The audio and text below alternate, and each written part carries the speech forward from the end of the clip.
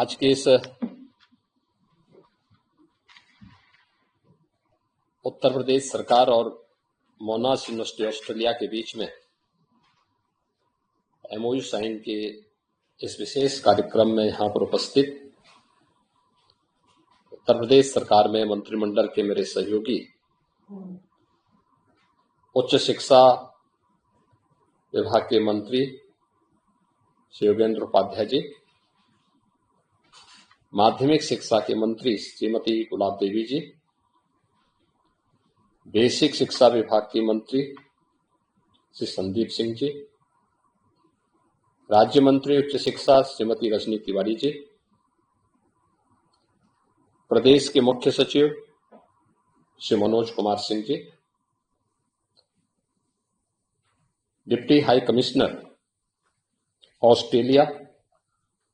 His excellency mister Nick नेक्फ्रे, deputy vice chancellor Monash university professor K Jeffrey, deputy dean doctor Greg Joseph, minister counsellor education and research mister George थाइवोस, counsellor economic mister Clark, professor Manisha Priyam ji, Uttar Pradesh सरकार के उच्च शिक्षा के प्रमुख सचिव Shri MP Agarwal जी और गौतम बुद्ध विश्वविद्यालय के कुलपति प्रोफेसर राणा प्रताप सिंह जी,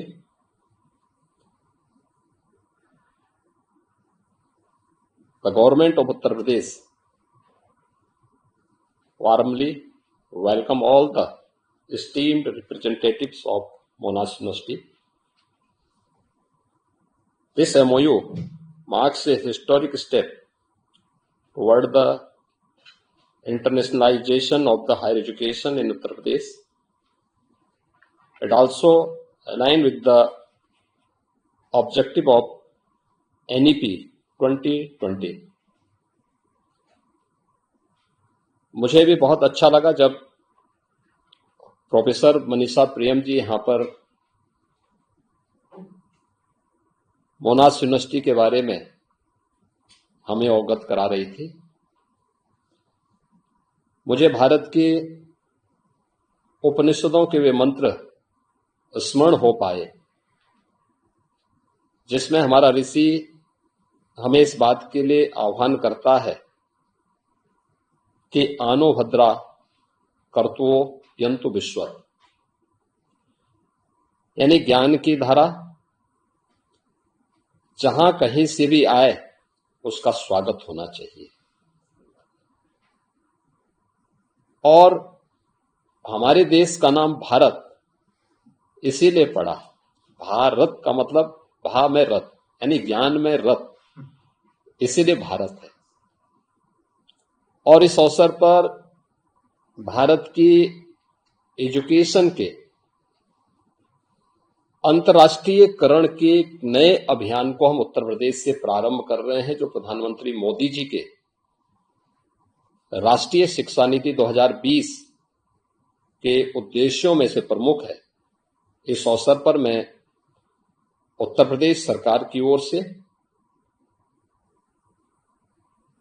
ऑस्ट्रेलियन डेलीगेशन और मोनाश यूनिवर्सिटी से जुड़े हुए आप सभी प्रतिनिधियों का हृदय से स्वागत करता हूं और इस एमओयू के लिए हृदय से धन्यवाद भी देता हूं। उत्तर प्रदेश, जैसा कि आप जानते हैं, भारत की आबादी का सबसे बड़ा प्रदेश है। 25 करोड़ की आबादी यानी 250 मिलियन पॉपुलेशन इस राज्य के अंदर भारत की निवास करती है। हमारे पास राज्य के अंदर 22 राज्य के विश्वविद्यालय हैं। केंद्र सरकार के द्वारा वाराणसी में बीएचयू, लखनऊ में बाबा साहब भीमराव अंबेडकर केंद्रीय विश्वविद्यालय और अलीगढ़ में एएमयू का संचालन भी केंद्र सरकार के द्वारा किया जाता है। 2 आईआईटी कानपुर और वाराणसी में, आईएम लखनऊ में। इसके साथ ही उत्तर प्रदेश के पास 5 कृषि विश्वविद्यालय, 3 मेडिकल विश्वविद्यालय, 3 टेक्निकल यूनिवर्सिटी, 1 मेडिकल विश्वविद्यालय,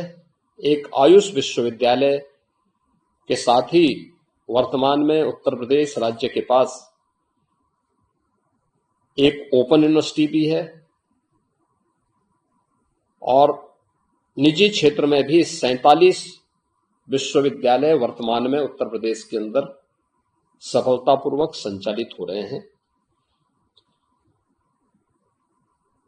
आज के दिन पे उत्तर प्रदेश के 18 कमिश्नरी हैं और 75 जनपद। इन सब में स्टेट यूनिवर्सिटी के द्वारा एफिलिएटिंग कॉलेजेज, वहां पे हायर एजुकेशन की व्यवस्था का संचालन करते हैं। मेडिकल एजुकेशन के माध्यम से मेडिकल कॉलेजेज हर जनपद में मेडिकल की एजुकेशन और आरोग्यता के लक्ष्य को प्राप्त करने में अपना योगदान देते हैं। कृषि विश्वविद्यालय, कृषि विज्ञान केंद्रों के माध्यम से कृषि के क्षेत्र में नई तकनीक प्रदेश के अन्नदाता किसानों को प्राप्त हो सके, इसकी जानकारी वहां पर उपलब्ध करवाने में अपना योगदान देते हैं। प्रदेश के अंदर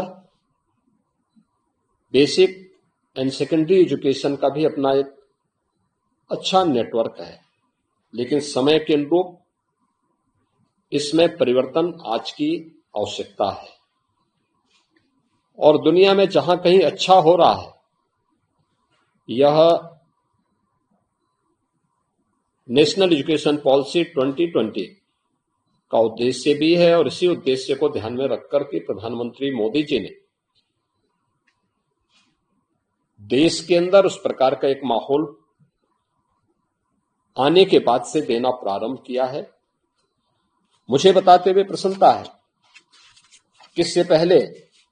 उत्तर प्रदेश सरकार ने वेस्टर्न सिडनी यूनिवर्सिटी के साथ हम लोगों ने पहले से ही अपना एमओयू भी किया है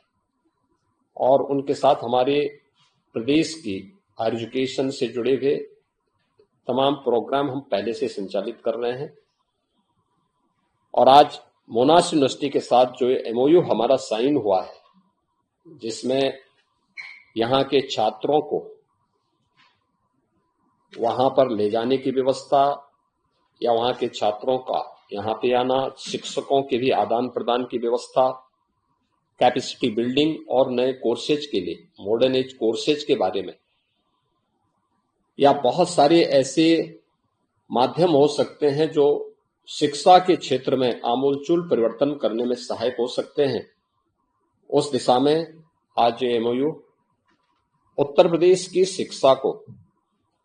उस स्तर पर आगे बढ़ाने में सहायक होगा जो किसी कालखंड में भारत शिक्षा के क्षेत्र में विश्व गुरु के रूप में जाना जाता था।